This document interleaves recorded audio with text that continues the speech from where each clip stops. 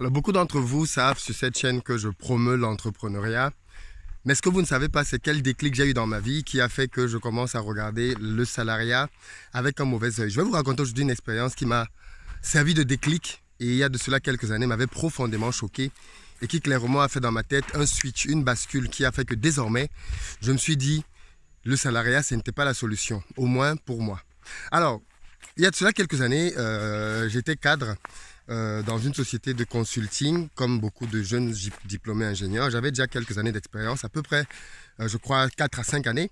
Et je suis allé pour un entretien dans une société de la place dont je tairai le nom, pour un poste de cadre senior.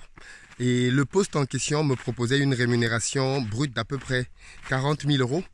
40 000 euros par an. Je vous laisse convertir selon la monnaie de votre pays.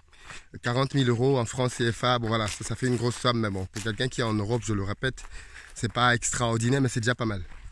Donc du coup, je suis allé à l'entretien, j'ai fait une série d'entretiens et arrivé à l'entretien final avec le directeur du département, il m'a dit honnêtement, quand je vous vois, avec tout ce que vous nous avez présenté, je pense que vous pouvez être intéressant pour un autre poste. On recherche en ce moment un directeur qui va développer une activité chez nous. Et vous semblez présenter les compétences que l'on recherche. Et très honnêtement, ça m'avait un peu surpris parce que je me suis dit waouh, c'est bizarre parce qu'en général on a la tendance de se dire que parce qu'on est noir, on n'est pas destiné à certains postes, même si on ne le dit pas ouvertement, et ben on peut avoir ce blocage ou ce type de pensée qui font que on croit qu'on est bon pour un certain type de poste. Donc du coup, quand le monsieur m'avait proposé de devenir directeur d'un département naissant, j'étais très flatté, mais j'y croyais à peine quoi. Donc du coup, il m'a proposé donc de passer dans le processus de recrutement, non plus du consultant senior pour lequel j'étais venu, mais plutôt pour le poste de directeur. Donc j'ai accepté.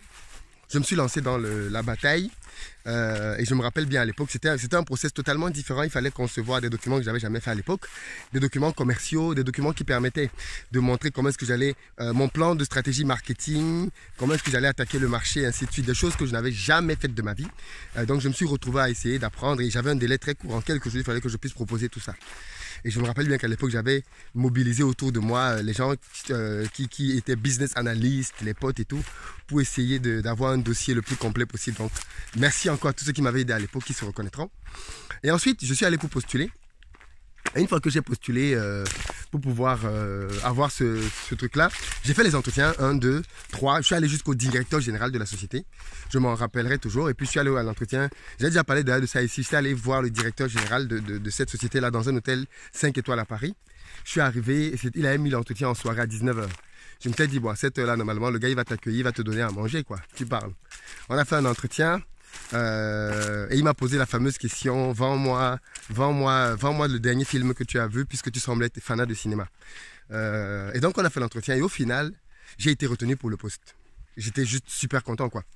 C'était un poste qui me donnait une rémunération d'à peu près 40 000 euros brut, avec une partie variable qui faisait que je pouvais atteindre le double quasiment, donc 80 000 euros de rémunération. J'avais un chauffe, j'avais un véhicule de fonction, une belle voiture. À l'époque, c'était quelle voiture déjà que j'avais eue la Giulietta. Je me rappelle plus du nom de la marque, les Giulietta, les véhicules italiens là. Bref, tapez Giulietta, vous allez voir une belle voiture. Donc du coup, j'ai le poste et je démarre donc. Ok, très bien. Et une fois que je démarre donc la mission, et bien quelques jours avant, le directeur qui m'a recruté se fait renvoyer.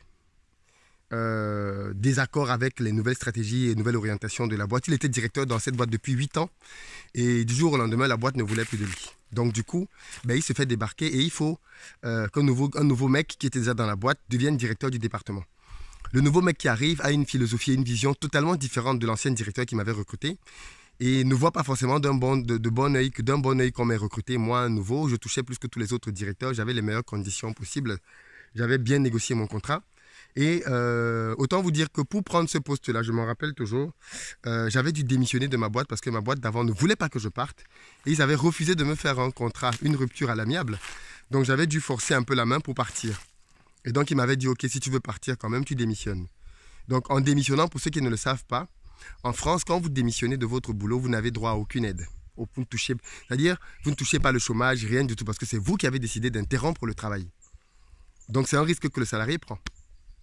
Donc, du coup, je décide donc de démissionner. Mais juste avant de quitter ma boîte, je passe un entretien quand même à la société dans laquelle j'ai le nouveau directeur et j'ai le directeur général qui m'avait passé l'entretien à l'hôtel 5 étoiles. Et je leur ai dit, écoutez, le mec qui m'avait recruté a quitté la société. Est-ce que vous voulez vraiment toujours de moi? Parce que moi, pour venir bosser avec vous, je vais démissionner. Et il ne faut pas que ça se passe mal. Le directeur m'a rassuré en disant non, ne vous inquiétez pas. De toutes les façons, on a un projet avec vous, avec ou sans ce monsieur-là. On va exécuter le projet pour lequel on vous recrute. Vous êtes là pour une vision long terme. Donc, ok, j'étais rassuré. Je démissionne. Et c'était en fin d'année comme maintenant. Je commençais le nouveau poste en janvier. Donc, je démissionne en fin d'année. Je quitte mon boulot. Je débarque dans la nouvelle société. Et 3 semaines après, je suis débarqué. On me vire complètement. Alors, pendant 3 semaines, j'avais ma voiture de fonction. J'avais les nouveaux avantages, tout ce que tu veux, téléphone, crédit, ainsi de suite. Et au bout de 3 semaines, non, finalement, ils changent de stratégie. Patati patata, ils me mettent dehors. C'était horrible, mais vraiment horrible pour moi, parce que je me retrouvais sans rien, quoi. C'est-à-dire que j'avais perdu mon boulot en CDI, j'avais perdu le nouveau, je ne pouvais pas aller au chômage parce que quand vous avez démissionné et que vous prenez un nouveau boulot, vous avez besoin d'un certain nombre de temps avant de pouvoir retrouver le droit. Ça veut dire par exemple quelqu'un qui démissionne et qui enchaîne avec un nouveau boulot, dans ce nouveau boulot-là, doit y rester au moins, je crois, 3 mois. Or, moi, j'avais fait 3 semaines. Et j'étais donc inéligible au chômage. Donc je me suis resté au chômage. Enfin, et cette période-là donc était très bizarre parce que c'était une période de très grande incertitude. Je n'avais plus aucun revenu. Et c'était une période assez bizarre parce que dans le secteur, on disait qu'il n'y avait plus beaucoup de boulot. Et c'est à ce moment-là que moi, personnellement, mes yeux se sont ouverts par rapport à la fragilité de la position salariale. Parce qu'au final, comme j'aime souvent le dire, le salarié en réalité, sa position est stable à cause d'un entrepreneur qui prend un risque derrière lui. Et si cet entrepreneur la change d'avis, eh bien, il n'y a plus vraiment de sécurité pour lui. Et donc, pendant cette période-là, qui n'a pas été longue, en moins d'1 mois, j'avais trouvé un autre boulot. Mais rien que ce changement-là, brutal, m'a ouvert les yeux par rapport au salariat, m'a fait me rendre compte que c'était vraiment quelque chose de très fragile. Je ne sais pas ce que vous auriez fait vous, mais je me suis senti vraiment trahi. Humilié parce que j'avais dit à tout le monde que j'étais maintenant directeur, tu vois, enfin mes potes, et voir que 3 semaines après le gars il est au quartier, voilà, c'était pas drôle du tout. Et donc du coup ça a été pour moi le moment de déclic qui m'a permis de comprendre que il y a peut-être d'autres moyens d'être plus soi-même, en charge, responsable, au contrôle de sa propre vie sur le plan financier. Et à partir de là, donc, j'ai commencé à, malgré le fait que j'avais un autre boulot, à me dire que mon avenir n'était plus dans ce domaine-là. Il fallait que je me trouve le moyen de devenir libre. Et peut-être que pour certains, ce que je viens de dire, c'est ce que vous avez vécu avec le corona. Peut-être que le corona vous a fait vivre ça. Peut-être que pour d'autres, vous avez vécu ça par une autre circonstance. Peut-être encore que d'autres sont en train de se questionner par rapport à la fragilité du système dans lequel ils sont. En tout cas, si vous êtes dans la logique de penser qu'en tant que salarié, vous êtes dans une position où tout est sûr pour vous, vous vous trompez royalement, mais clairement royalement. Parce que quand vous êtes dans une entreprise, eh bien en réalité, vous restez sujet aux humeurs, aux intentions, à la compréhension et à la vision de votre patron. Aussi simple que ça. Et peut-être que pour certains, ça peut être suffisamment confortable.